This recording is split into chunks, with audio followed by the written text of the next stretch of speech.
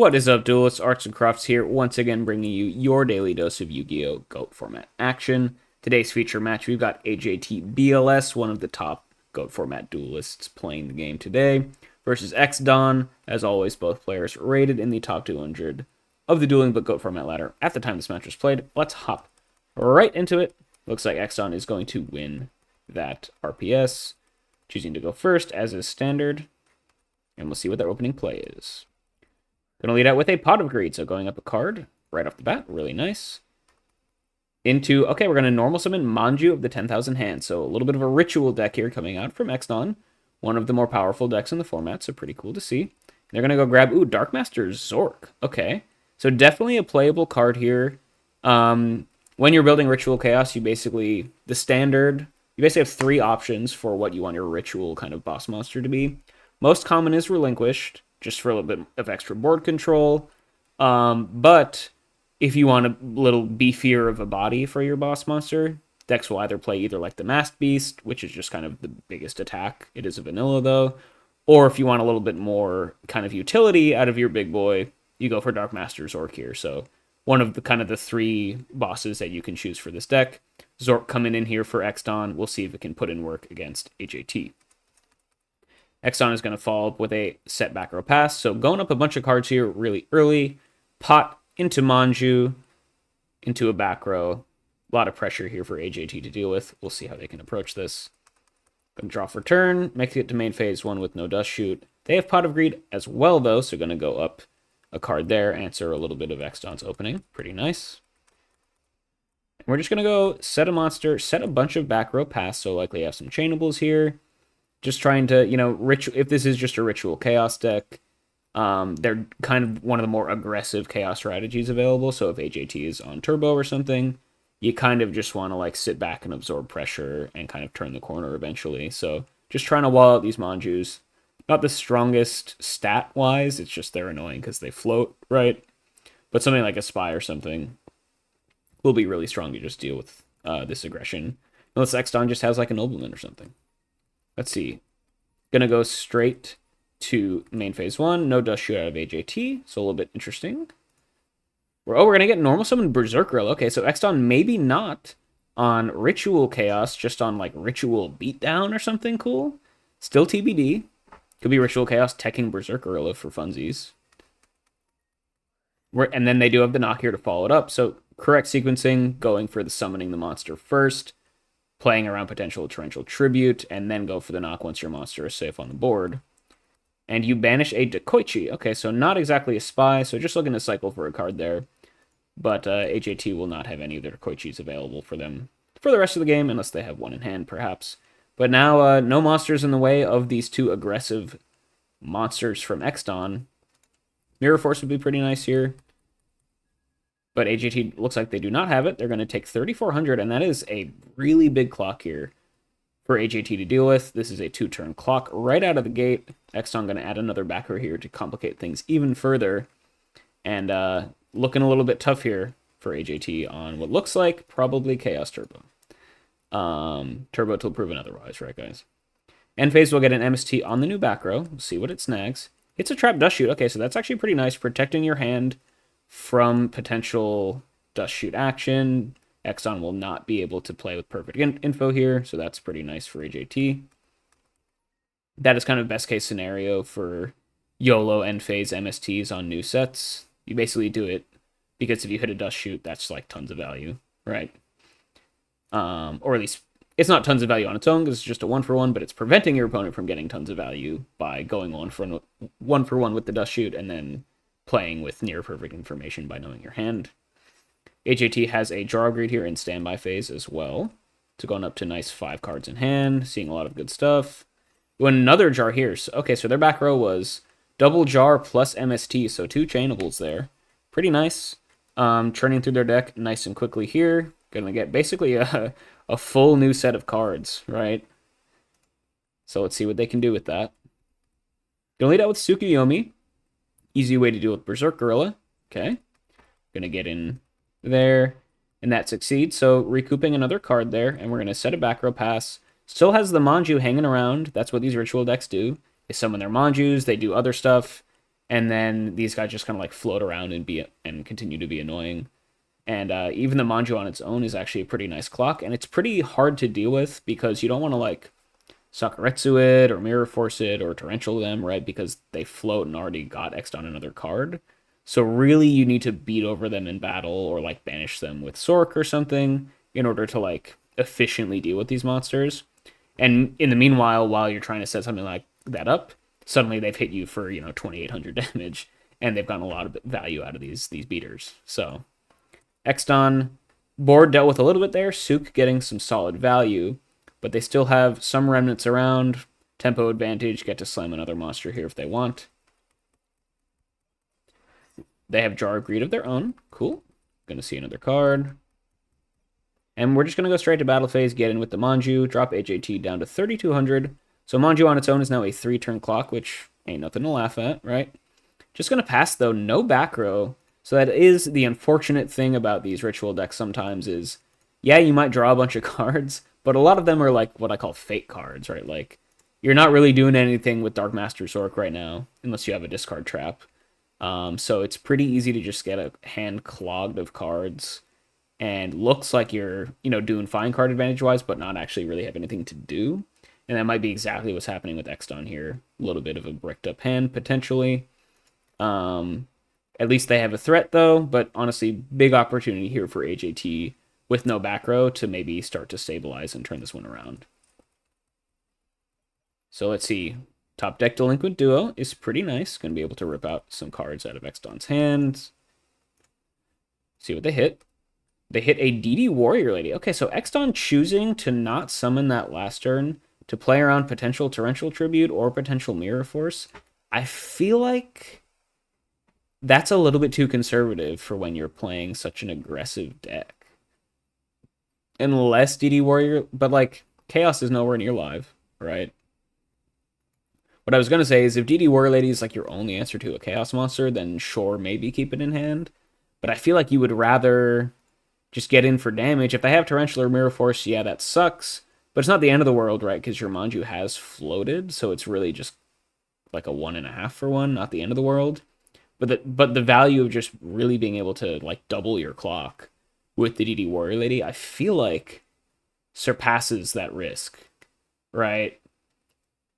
I don't play a lot of like aggro or aggro adjacent decks, but I feel like part of the mastery and the skill of playing with those decks is learning when to play around the one of like high impact traps like Torrential and Mirror Force. And I feel like this scenario is probably one where, especially if you had literally nothing else to do that turn, like if they have Mirror Force or Torrential, like if they have a way of dealing with your Manju, it's kind of just, you're in a really bad spot anyway. So you might as well go for maximum value in the scenario that they don't and hope to close this game out before they can stabilize. But here now your threat just gets hit with the duo. Exton will be able to discard that Zork that they got off of Manju. That's another kind of often unspoken benefit of playing these ritual cards, is it does kind of insulate you from duo because you have extra kind of fake cards, like I'm saying, to discard. This does get Chaos in grave here as well, so potentially a risky duo there out of AJT, because Don's hands seem to be a little bit bricked, so maybe they could have Chaos live. But I still think you go for that duo anyway. Probably no reason not to. Ooh, and you know what? It doesn't matter at all if you just have Kaiku the Ghost Destroyer in your main deck here to come through, beat over that Manju, banish Light and Dark from the grave. And yeah, things are looking really, really good here for AJT. Trying to stabilize here on 2200 LP, which is a little bit low, especially with the ring likely still left in deck from Dawn. But you got a big beater on the board. You got the Floodgate Effect live. You can start banishing their graveyard. Things are looking pretty nice for AJT right about now. And reminder, Dawn could potentially have dropped AJT down to what would have been 700 life points at this point. If they were able to get in with the DD Warrior Lady as well, which would have been even scarier for AJT. So a little bit unfortunate that they were a little bit scared of getting super aggressive, and now they're in a pretty bad spot. Not over just yet, though. Oh, interesting. AJT saying, okay, well, I can't take you off of lights, so I guess no point in banishing the DD Warrior Lady just yet. If I attack him with the Kaiku again, I can do that. But if you are running Premature Burial, Berserk Gorilla is a bit of a problem, right? Because you can just beat over my Kaiku for free. So prioritizing banishing the Gorilla there, I think definitely makes sense. You can always come back and take them off lights next turn, if Kaiku lives. Don here, back up against the wall though. Your board, after a couple turns, has been completely dealt with. Do you have kind of a second bullet in the barrel to kind of reload and relaunch this attack? MST is a good start. Clear out the back row. Pave the way for you to make a big play. You hit a Phoenix Wing Wind Blast, which definitely makes sense. AJT on looks like a more aggressive version of Chaos Turbo here with main deck Kaikus, in which case kind of the pseudo tempo advantage you get from Wind Blast is a lot more valuable than Raigeki Break.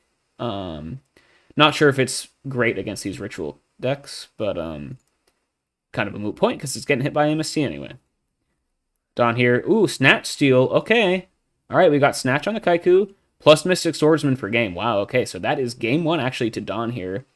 Looks like AGT was able to stabilize, but the MST plus the Snatch plus pretty much any monster in deck was enough to just take it down here, sweeping the rug right from underneath AGT right when they thought they were stabilizing.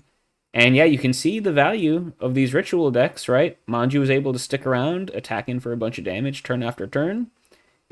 Even when AJT found a solid way of dealing with it, they were already at such low life that a big play like this was lethal. And there you have it. Game one to the ritual player. And very well played. AJT on this Chaos Turbo strategy, or likely Chaos Turbo, will be going first here in game two, which is pretty advantageous. They open Thunder Dragon, so going up half a card, not too bad. But they're just going to go set a couple back row pass, so not a crazy strong opening there. Finding Thunder Dragon to thin the deck is nice. Can turn on like potential Raigeki breaks maybe, but no monster, no normal summon to use turn one is a little bit suboptimal, and we'll see if Don can pressure this with a little bit more aggression like we saw last game. Lead out with Delinquent Duo. Okay, not the strongest duo because AJT does just have double Thunder Dragon in hand. Oftentimes it's smart to wait to use Duo until they've gotten rid of at least one of the Thunder Dragons, so you're guaranteed to hit a real card. So Don getting a little bit excited here. Maybe it's never bad to use Duo, right? Like, worst case scenario, you're probably ripping out both Thunder Dragons, which isn't the end of the world. But you could maybe hold it here. I wouldn't hate it, especially because it seems like AJT doesn't have too much going on anyway, so how much do they really care about their, like, crappy hand getting duoed? You know what I mean? Hit a Tribe. Okay, so that's a good way of, one of the most powerful ways that AJT would have in deck to stabilize against Don, so hitting that off the duo is pretty nice. And then the Thunder Dragon will most likely get discarded, so not too bad. Dealing with a pretty big threat. Now you don't, now you know you don't have to worry about that if you are Don. Kaiku is going to come down here too as well, so going exactly what AJT did last game, we're going to go Duo into Kaiku, so force you to discard some stuff, and then banish them immediately with the Kaiku. We'll see if AJT, maybe sided into some battle traps or something, but Kaiku could just get in for 18. Okay, we got Scapegoat out of AJT, so confirming that at least post-side they are on more of a chaos control strategy here. Scapegoat being really nice against these more aggressive decks, put up a nice wall of Go tokens, especially when they only have a single monster as a threat. This can wall out the Kaiku for a very, very long time. And yeah, just a very, very strong card in this matchup to keep your life points nice and high. Don just going to set a back row pass with staring at 3 goat tokens that are just walling them out for forever. And AJT in a pretty nice spot here, being able to resolve that Scapegoat here on their opponent's first turn. Let's see. AJT has Breaker the Magical Warrior. Age-old decision of, do you pop the back row, or do you try to attack over the Kaiku and then pop the back row? I mean, you probably attack over the Kaiku and then pop the back row, is because, like, otherwise your Breaker is just a sitting duck for the Kaiku, so you might as well just go for it if they have a Mirror Force or something. Not the end of the world. Yeah, so let's go try and kill the Kaiku, and that succeeds. So Don having no battle trap, no way to protect their Kaiku. A little bit of a bummer for them. And And now main phase 2, Breaker can go pop this back row and get a nice clean 2-for-1. So really strong there. Ooh, hitting Call of the Haunted. Yeah, so nothing chainable. Breaker being an absolute house there. Cleaning up Don's entire board. HOT has the goat tokens here to protect them as well. In a really good spot. Don already down a bunch of cards very early in the game, which is not where you want to be when you're playing these ritual decks. HOT adds a back row passes as well, and Don, yeah, very much backed into a corner right about now. Not out of it just yet, but this was a pretty back-breaking sequence of events for them. Let's see. We're going to get normal summon Blade Knight. Okay, so kind of a cool deck here. You're playing the Ritual, and then you're playing a lot of, like, just big beatdown monsters, right? I'm not sure if Blade Knight is often played in these Ritual decks, but it's kind of neat. I don't hate it. It is just a 1600 beater at the moment. Oh, but we are going to set a couple back rows. So we have 2 back row to set, power up Blade Knight to the full 2k attack, making it big enough to get over this Breaker, which is nice. Is a little bit risky, because that would be the Dark Engrave for HAT to turn on Chaos. Not saying it's the wrong play to kill the Breaker here, but Don just needs to be aware that that's what they're enabling for their opponent. So hopefully you have a backup plan if HAT just turns around and slams a Chaos monster in your face. HAT is not going to even let it happen, though. They have Sakuretsu armor, so siding in battle traps here. I guess smartly realizing...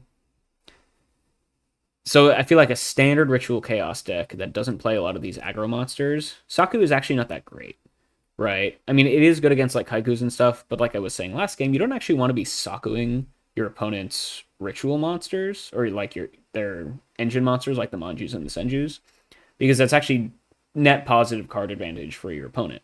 However, if Don is clearly playing well, we saw Berserker last game, clearly they're on more beaters like Haiku and Blade Knight.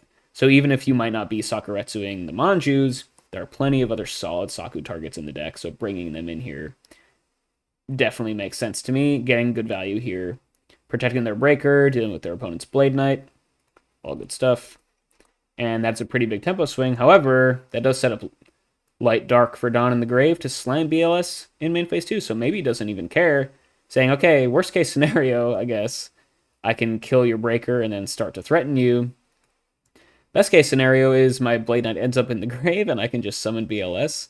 And now I can banish your Breaker, who's your Dark. Nice. So now at this point, preventing HAT from going for Chaos. And BLS goes pretty hard right now. Yeah, we're going to banish the Breaker. This is a massive threat, can deal with the Goat tokens quicker than almost any monster in the game, outside of like an Asura Priest, right? And HAT now on the back foot, despite that pretty strong opening, going up cards with the Breaker. You know, BLS is the great equalizer, right? And now HAT on the back foot. Goat tokens protecting them for now, but won't last long in the face of this big boy. We're going to go set a back row, activate Jar of Greed, so playing around Dust Shoot, making sure that they're still at sub 4 cards in hand. They drew into Snatch Steal, potentially, or maybe just had it in hand the whole time. But that is pretty backbreaking if Don doesn't have like an MST or something to chain. Ooh, Dust Tornado coming out though, so 1 out to BLS dealt with. Don having the back row to protect from Snatch Steal. It's pretty nice, and HAT's just going to have to pass there. No normal summon, no follow-up play. Put all their eggs into that Snatch Steal basket, and now BLS lives to see another day and can start whittling away at these Goat tokens. Don here, you know your opponent's on Saku, so there's a little bit of a risk of just attacking. You know, it would be nice to be able to kill 2 Goat tokens this turn with the BLS double attack effect, and then start threatening life next turn by going attack Goat, trigger effect, attack directly. But Sakuretsu is a little bit of a threat. HAT is definitely on that. We haven't seen Mirror Force yet either. So maybe if Don could be a little bit conservative and start banishing these tokens, but definitely depends on what the other couple cards they have are. We're just going to battle phase, not playing around Saku or Mirror Force. Ooh, we just have Raigeki Break, so it actually didn't end up really mattering. Raigeki Break's going to come out here from HAT. Going to go discard the last remaining Thunder Dragon in hand, so getting some good value out of that at least. Thunder Dragon protecting them from duo this game, as well as being Raigeki Break fodder. Not too bad. BLS is dealt with, but that's pretty... You know, HAT at the end of the day doesn't have too many cards left. She's kind of gotta hope that you ran Don out of gas at this point, and you can just kind of stabilize and draw up some cards and replenish your resources. Don does not have Chaos Live, though, just Light Engrave. Same with AJT, just Lights Engrave. Their Dark got banished, of course. Don's just going to pass, though. And now this is the point where AJT is hoping that they can stabilize. Dealt with a couple of the big threats. You're still chilling behind some goat tokens, so you have a couple turns to spare here to draw into some answers to potential threats from Don. We'll see if Don is relents or not, though. So they can just keep up the pressure. Could be a little bit tough. AJT gonna set a back row pass there, so no threat of their own. Just trying to draw this one out. Don here, we're gonna go Reinforcement of the Army. Cool. So yeah, I guess this is more of like a Ritual Warrior sort of list, which is pretty neat. Not something you see every day. But, you know, synergistically, it makes sense because the ritual stuff enables aggression. Warriors are naturally an aggressive strategy. So why don't you put some aggression in your aggression, right? Makes sense to me. Rhoda here could get some good targets. We're going to get Exiled Force. Interesting. So maybe not some great targets. Exiled, I don't think really does too much here. I mean, you can deal with 2 goat tokens this turn. If you go normal Exiled, attack a goat, main phase 2, tribute the Exiled to pop another token. But that's just pretty negative in card advantage, so I don't think that's worth it. And maybe just not having any really amazing Rhoda targets in deck and just using it to thin the deck a little bit.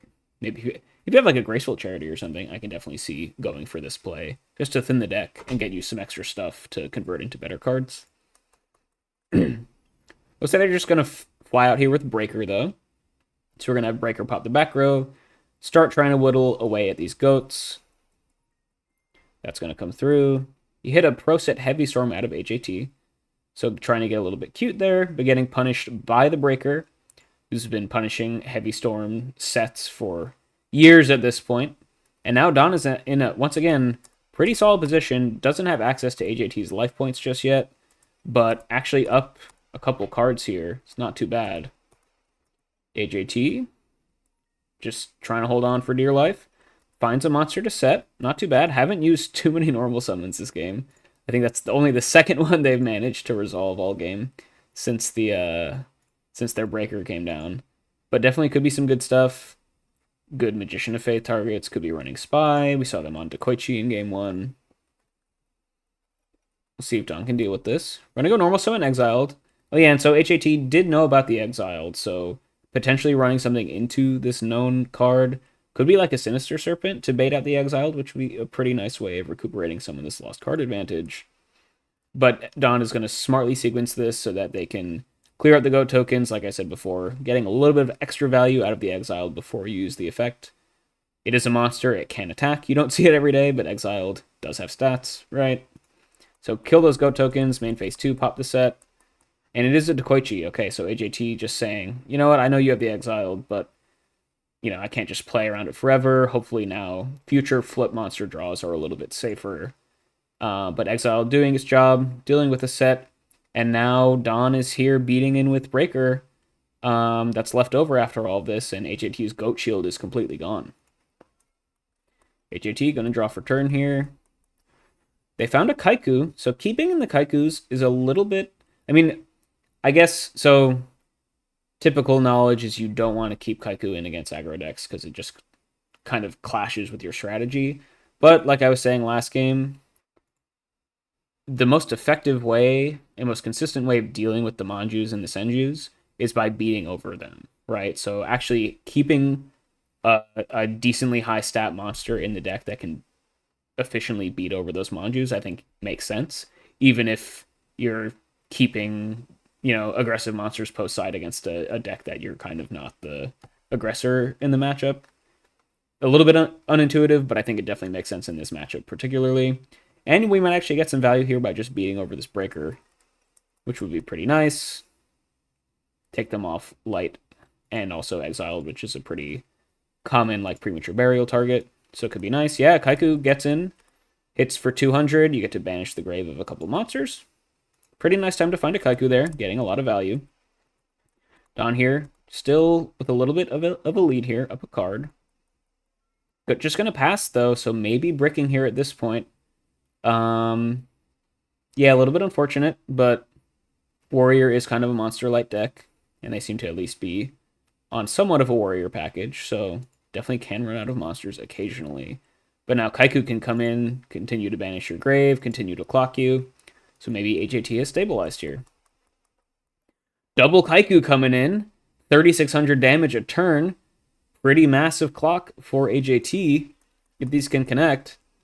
Don has no Mirror Force, has no Torrential. They're going to drop down to 3,100. Breaker will get banished. And suddenly AJT, who struggled to find any playable monsters so far this game, has went top deck Dekoichi into top deck Kaiku into top deck Kaiku, perhaps, and is now now gets the passive lethal on board. And Don, this game really turned around quite quickly. You got a good number of cards to your name, but maybe just a little bit bricked here. And we'll see if you have any out to this. Otherwise, we'll be heading to game 3. Okay, Manju is going to come down. That at least prevents lethal from the perspective of it blocks some of the damage, I guess. Manju can go search up another Dark Master Zork. Okay. We're just going to set a back row pass. AGT does have to maybe worry about Mirror Force. Although they probably didn't draw it for turn, right? They probably drew the Manju for turn based on how they've been playing. To AGT, you might not have lethal just yet, but I think you could just continue to go beat in. And like I was saying before, you can see the value of these Kaikus pretty much immediately. Now you have a pretty easy way of just dealing with the floating body of this ritual engine just by beating over it. AGT draws for turn. Yeah, just get in for some damage here.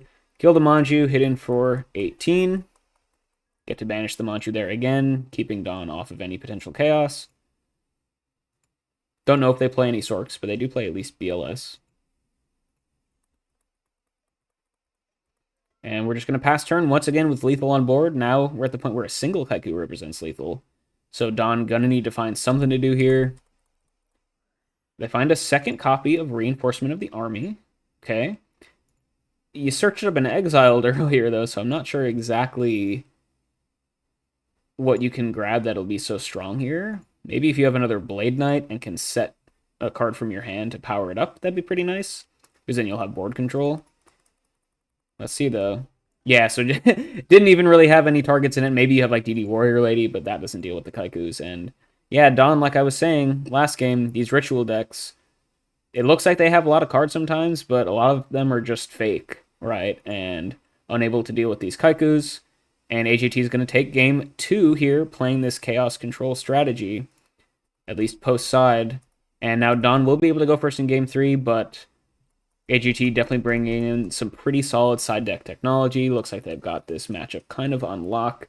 So it's going to be an uphill battle for Dawn here in game 3, but at least they have the tempo advantage of going first, so we'll see if they can pull out a dub here.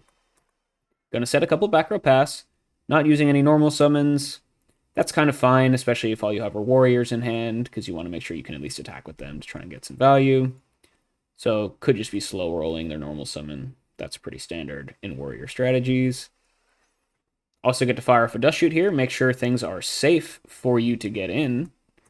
And AJT will see their hand is a pretty solid one. Kaiku, Faith, Sork, as well as Graceful MST Raigeki Break. So this is pretty nice.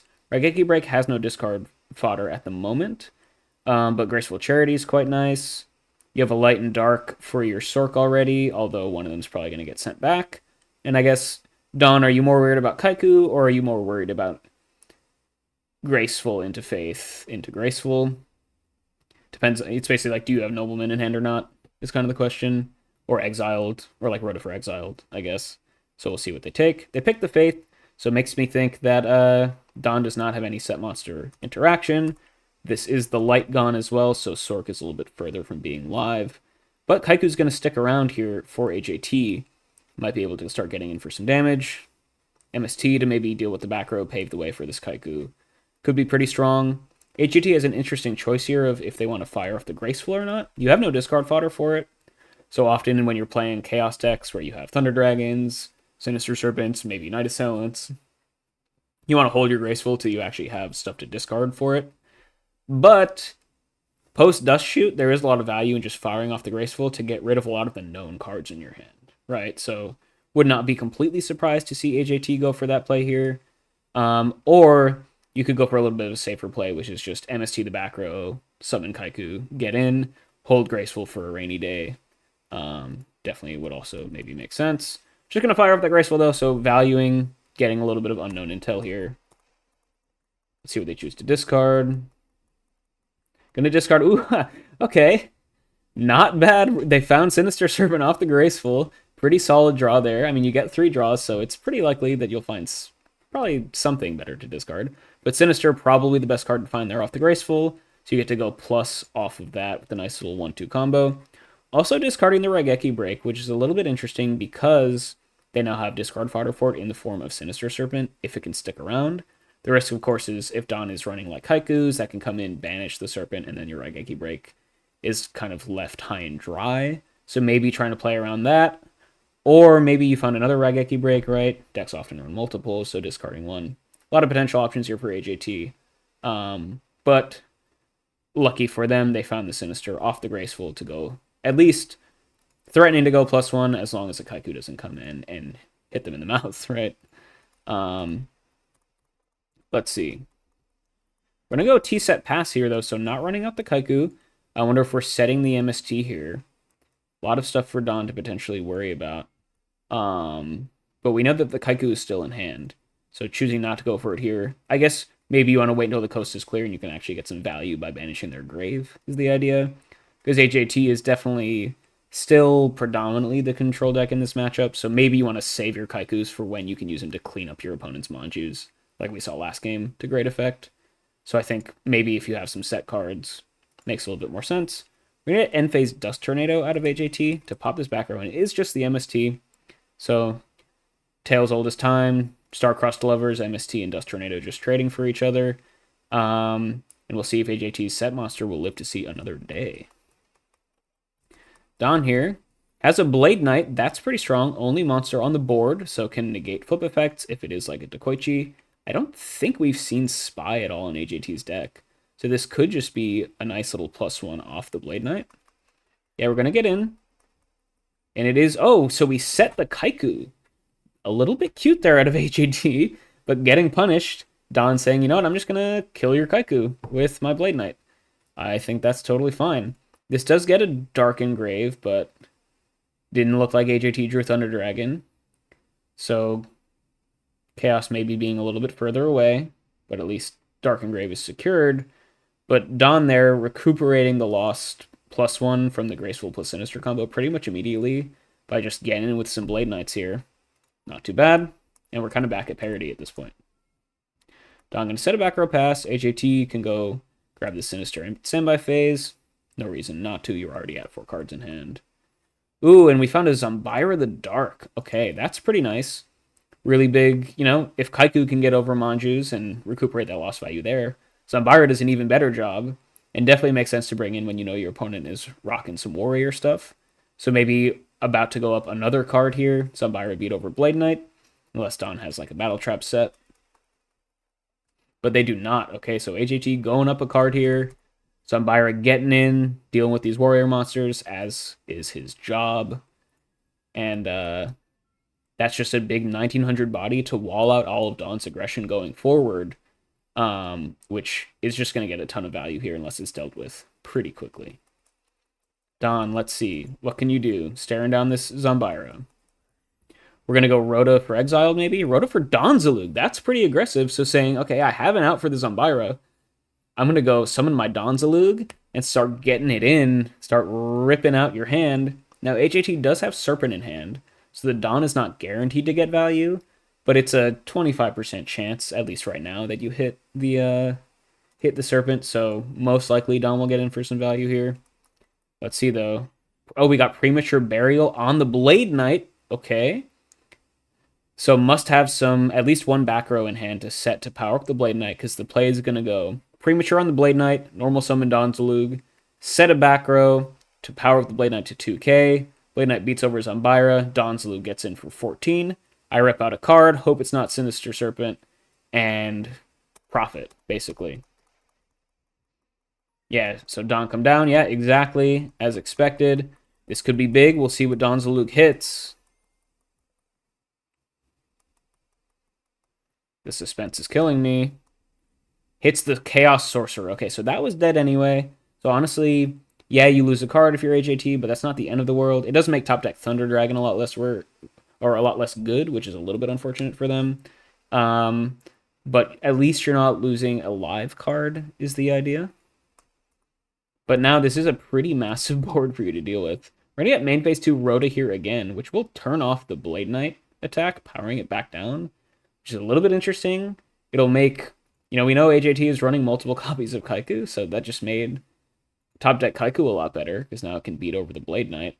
We're just going to Rhoda for Exiled here, I guess to play around potential Heavy Storm out of AJT. You already are kind of weak to that anyway, but maybe you just don't want to get completely blown out of it. But could make it a little bit easier for AJT to re-grab board control, potentially. Just going to pass there, though. And this is a pretty formidable board here. Even if you don't power up the Blade Knight, this is 3k damage a turn, threatening to rip out cards. So AJT needs to find an out to this pretty soon. Let's see what the plan is. Okay, we got Normal Summon Breaker, and yeah, just like I was saying, going for that Rhoda there, yeah, it made you a little bit less likely to get blown up by a Heavy Storm, but it made a lot of AJT's monsters a lot better because now this Blade Knight is pretty strong. Now, it could be cute if you have like Raigeki Break to discard a card and then power up the Blade Knight again. But in this scenario, you're probably Raigeki Breaking the Breaker anyway, so it doesn't really matter. But I guess that is something you don't really ever see that because standard warrior lists don't play discard traps. But I wonder how often that comes up in like Chaos Warrior decks where you can, in the battle phase, Raigeki Break something to make your Blade Knight bigger. That's kind of tricky. Kind of neat. Let's see. Blade Knight pretty big here. I guess Breaker doesn't need to attack here to get value. You can go Breaker, pop the Premature, killing Blade Knight, and then go beat over Don Zalug, getting a clean +2, and then still sticking around as a 1600 beater. This could be a really big turn here for AJT if this back row isn't anything to worry about. Let's see. You could also go a little bit greedier. You could go Breaker, just beat over the Blade Knight, and then main phase 2 pop the Unknown back row. That does lose to any sort of battle trap, of course, but is pretty good against a lot of other things. And you get the opportunity to at least pop this one, so you know it's not like set Ring or anything, or set Book of Moon. Let's see, though. What's the play? We're just gonna go safe play. We're gonna pop this Premature, not getting super duper greedy here, and then just try and beat over the... I say this isn't greedy. Just a clean 2 for 0 is not greedy, apparently, right? But this is actually kind of the more conservative play here, because now you do have a little bit of a threat of an unknown back row, but it's clearly not a battle trap. It could be like Torrential, maybe. Could be another Dust Tornado. It's not Dust Shoot, because you just checked for that. But yeah, Breaker getting tons of value here, just wiping Dawn's board completely is really nice. You don't have to worry about this Dawn's Elude messing with you anymore. I guess this back row could be like Call of the Haunted. Could be kind of nice as well. Another card that it could be. AGT just going to pass there, though, with no back row.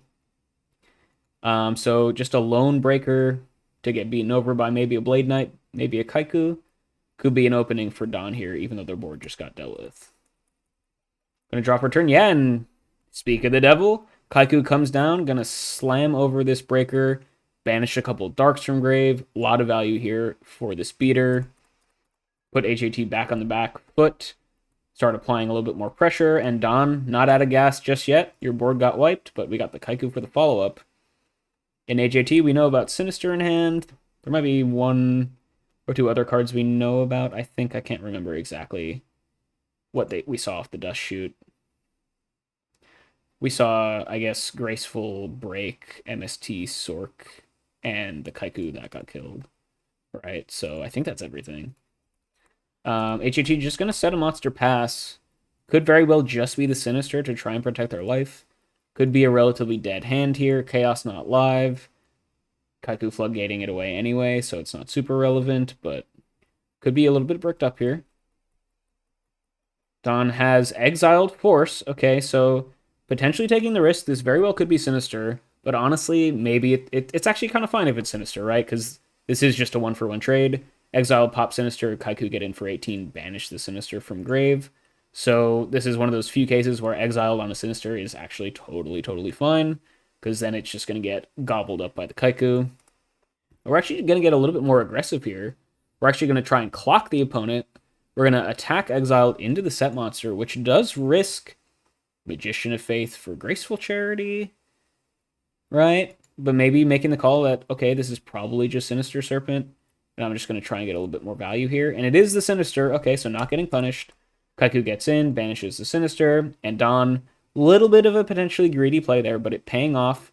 They get to not only banish the Sinister from grave, but also keep 2 monsters on the board and get in for some damage this turn. So really nice play there, going for maximum punishment on AJT. And now AJT down another card with a nice big clock staring them down. Let's see if they have any remaining tricks up their sleeve. Going to be Snatch Steal on the Exiled. Okay, interesting choice. Yeah, so like I was saying, this back row, decent chance that it is a Dust Tornado or an MST. Haven't really seen any back row set from AJT since very early on. So we'll see if this resolves. The idea, I guess, is... but I don't know. Didn't we already check this back row? Yeah, we already checked this back row for, like, Sakuretsu armor or Mirror Force, right? So maybe you could have just gone Snatch Kaiku, Kaiku beat over Exiled, and then you still have a threat on board. This is just a clean 2-for-1 without risking potential Sakuretsu. There is a world where Don maybe holds it, but I feel like it's more likely to be like a Dust Tornado or a Call of the Haunted. Or yeah, it's just MST, as expected. So targets ended up being a moot point. Okay, this does clear the way for Gravekeeper Spy, though, to come in. Ooh, so unfortunately, Don keeping the Exiled around makes future set monsters from AJT a lot worse. They would have loved to set the Spy and have it wall out these Kaikus, and then let them draw up and, stabilize from there. But because the Exiled is still on the board, they can't just go set Spy, because Exiled will pop it. So have to make this really awkward play of normal summon Spy, beat over the Exiled, and then Kaiku is just going to come in and beat over the Spy before it can get a chance to turn into defense position. Really unfortunate from HAT BLS. They don't have any back row to protect the Spy from the Kaiku, so this is a guarantee to come through. And yeah, not looking great. Don has Chaos Life here as well. I think BLS is just game. To AGT, kind of a desperate play there to try and set up some defense. The hope is you top deck another Spy, I guess, maybe. Don finds the Graceful, so trying to dig for that BLS for game. We're going to discard a Sura Priest and a Trap Dust Shoot. Dust Shoot dead, that makes sense. The Sura Priest is a nice clock, though. So, honestly, that's a little bit scary for AJT that you see the Sura Priest get discarded, because that means that they have an even bigger threat in hand, right? Show me VLS for game. Okay, we're going to have the Manju come down. Manju will grab Contract with the Dark Master. Are we going to see Zork get summoned here? Let's see. No, not just yet. Would have been cool. But we're just going to have Manju come down, 1400 body, big enough to deal with this Spy. Then Kaku can get in and banish it immediately. And AJT will get dropped down even further on life points, all the way down to 2500. Don will be able to pass with lethal on board. Kaiku Floodgate protecting them from any potential chaos plays, although that's unlikely because HAT has an empty graveyard. And yeah, Don, I think, very well might have just won this game here with this turn. Top deck Graceful Charity, pretty nice. Setting a back row here. AJT, final stand. Gonna draw for turn. Set a monster in the way. Oh, we're gonna go set a monster, Metamorphosis. So we have the Magician of Faith. Not risking, not trying to grab Graceful or anything. We're just going to go meta the Magician Faith into Thousand Eyes. This loses to Ring of Destruction. This loses to potentially Raigeki Break. But if it resolves, it'll very nicely deal with Don's board. You can go Thousand Eyes, suck in the Kaiku, beat over the Manju, and completely wipe Don's side of the field. Take away potential... tribute fodder for their ritual spells as well, because we know the contract is in play. So let's see if this resolves. Yeah, okay. So Thousand Eyes sucks in the Kaiku. Thousand Eyes attack over the Manju. Okay, so potentially stabilizing here. Answering Don's board for now. Hits Don for 400. This is a nice clock as well, 1800 damage a turn.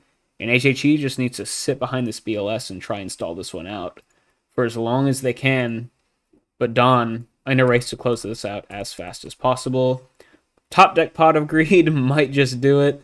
Let's see what they find. We got top deck Pot. Okay, just a set monster, so not finding any, at least immediate outs to this Thousand Eyes. What is this back row? Oh no, sorry, that's a new back row, right? That was MST from forever ago, the one that was set for a long time. This back row is a lot fresher, so it could be a lot of stuff. Probably not Call of the Haunted, because that would probably have come through on the Exiled. But Don here setting a monster in the way of this Thousand Eyes. We haven't really seen too much flip technology out of Don so far. So if you're HAT, I wouldn't probably give it too much credence. Probably just something to try and get in the way. Magician of Faith would go crazy, though, with Graceful and Pot in the grave. We're just going to go straight to battle phase, though. Attack the set. It's a Sangan. Okay, so Don can go search up another monster here, but this is just delaying the Thousand Eyes clock for now. Unless Don could be running Tsukuyomi, which is very strong against Thousand Eyes. It's just going to be a Manju that they grab, though. Okay, so no Suk potentially in the deck. You know, maybe you don't have room for it with all the warrior stuff, so that could make sense. But yeah, Manju is not an out to Thousand Eyes. But maybe we can go Manju into Zork, into Contract, summon Zork, Zork effect, pop the Thousand Eyes for game. That would be pretty neat. Let's see. HAT setting monster here, which would make that play not live, I don't think, unless I think you roll like a 6 or whatever and wipe out the entire opponent's field, which would be pretty cool. But Don, 5 cards in hand, 1 on the board. We know in the hand is a Manju and a Contract, although that could also be the back row. Can you deal with this Thousand Eyes, or are we just playing the stall game? We're going to go normal summon Manju. Okay, Manju effect grabs Dark Master, so we have the ritual ready to go if you have another level 4 monster to tribute for it. Okay, it was bluff set, Contract with the Dark Master. So we've got the Manju on the field, plus a Kaiku in the hand. 4 plus 4 equals 8. Summons out Dark Master Zork. I have to read this effect to make sure I remember what it does. Okay, so this is just GG. Okay, so we actually don't want 6. 6 would destroy the Dark Master Zork. If you roll a 1 or 2, destroy 1 monster your opponent controls.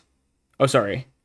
Destroy all monsters your opponent controls if you roll a 1 or 2. Destroy 1 monster your opponent controls if you roll a 3, 4, or 5. So, 1/3 chance that Don wins the game immediately via Dark Master Zork, rolling a 1 or 2. I would love to see it. That would be insane. Let's go for it. Rolling the dice. Going to the casino. Let's see it. And we rolled a 1 for the game. No way. That's going to wipe AJT's board, and Zork will attack in for game. That is so crazy. Oh, man. Dark Master Zork for the win. Like I was saying, if you want a big beater boss monster in your ritual deck, one with a little bit more utility than like the Masked Beast, Zork could be your guy, and Don getting the 1/3 dice roll to wipe out AJT's board. They did a really good job keeping AJT on the back foot this entire game through all of their aggressive monsters that you can see here in the grave, and setting up for the point where this Zork play was lethal if you rolled correctly, and getting it done to take down this match 2-1. Ritual Warrior, I guess is what I'll call this deck, taking down Chaos Control from AJT BLS. Very well played there by Don. What a crazy match. HAT had the set Magician of Faith here too, which could have gone crazy if it resolved. But Zork, having none of it, coming in clutch, winning Don that game. Really, really cool stuff from both players. Very well played. Really fun deck out of Don. Cool to watch. I hope you guys enjoyed this one as much as I did. I will catch you all next time.